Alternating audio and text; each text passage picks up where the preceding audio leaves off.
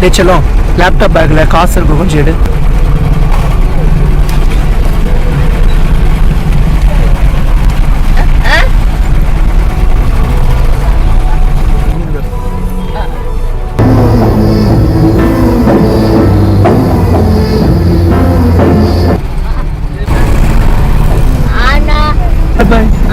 चलो இன்னும் hot cash ஏதாவது வச்சிருக்கீங்களாடா வண்டியில